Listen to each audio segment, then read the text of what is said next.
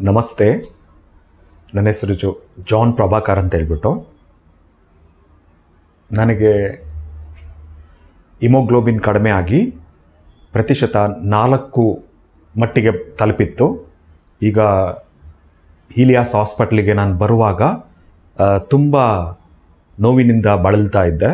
ಆ ಸಂದರ್ಭದಲ್ಲಿ ಡಾಕ್ಟರ್ ಮಂಜೇಶ್ ಕಾಮತ್ ಅವರು ನನಗೆ ತುಂಬಾ ಸಹಾಯ ಮಾಡಿದ್ರು.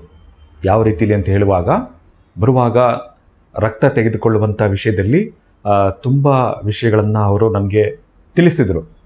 ಆದರೆ ರಕ್ತರಹಿತ ಚಿಕಿತ್ಸೆಗೆ ಒಳಪಡುವಂಥ ರೋಗಿ ನಾನೊಬ್ಬನೇ ಅಂತೇಳ್ಬಿಟ್ಟು ನನಗೆ ಗೊತ್ತಾಯಿತು. ಯಾಕಂದರೆ ನಾವು ನಮ್ಮ ಇದರಲ್ಲಿ ಯೆಹೋವನ ಸಾಕ್ಷಿಗಳಲ್ಲಿ ರಕ್ತಗಳನ್ನು ನಾವು ತೆಗೆದುಕೊಳ್ಳೋದಿಲ್ಲ. ಸೊ ಅದರಿಂದ ಡಾಕ್ಟರ್ ಸಜೆಷನ್ ಮಾಡಿದ್ರು, ಎರಿಥ್ರೋಪೊಯೆಟಿನ್ ಎಂಬ ಇಂಜೆಕ್ಷನ್ ಬರುತ್ತೆ. ಆ ಇಂಜೆಕ್ಷನ್ ಕ್ರಮೇಣವಾಗಿ ತೆಗೆದುಕೊಳ್ಳುವಾಗ ಅದು ಸ್ವಲ್ಪ ಮಟ್ಟಿಗೆ ಗುಣ ಆಗುತ್ತೆ ಅಂತೇಳ್ಬಿಟ್ಟು ಹೇಳಿದ್ರು. ಹೀಗೆ ಕಾಲಕ್ರಮೇಣ 1 ವಾರ, 2 ವಾರ, 3 ವಾರ, 4 ವಾರ ಹೀಗೆ ತೆಗೆದುಕೊಳ್ಬೇಕಾದ್ರೆ 4ರಿಂದ 5 ಆಯಿತು, 5ರಿಂದ 6 ಆಯಿತು. ನಂತರ ಸ್ಟೇಬಲ್ ಆಗೋಯಿತು. 6 ನಂತರ ತುಂಬ ಶರೀರದಿಂದ ಉತ್ಪತ್ತಿ ಆಗಲಿಕ್ಕೆ ಕಡಿಮೆ ಆಯಿತು. ಕ್ರಮೇಣವಾಗಿ 1 ತಿಂಗಳು, 2 ತಿಂಗಳು, 2.5 ತಿಂಗಳ ನಂತರ 7 ಆಯಿತು, 8 ಆಯಿತು, 9 ಆಯಿತು, 10 ಆಯಿತು.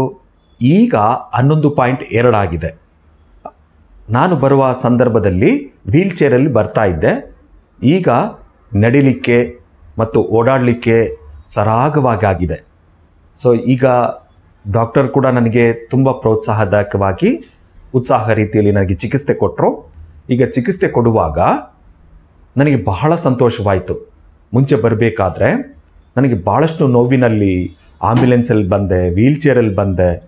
ಈಗ ಅನಿಸತೊಡಗಿತು, ಅವರು ಕೊಟ್ಟಂಥ ಮಾತ್ರೆಗಳು, ಅವ್ರು ಕೊಟ್ಟಂಥ ಇಂಜೆಕ್ಷನ್ ಮತ್ತು ಈ ಎಲ್ಲ ಗುಣಪಡಿಸುವಿಕೆಯಲ್ಲಿ ಹೀಲಿಯಾಸ್ ಕ್ಯಾನ್ಸರ್ ಹಾಸ್ಪಿಟಲ್ ನನಗೆ ತುಂಬಾ ಸಹಾಯ ಆಯಿತು.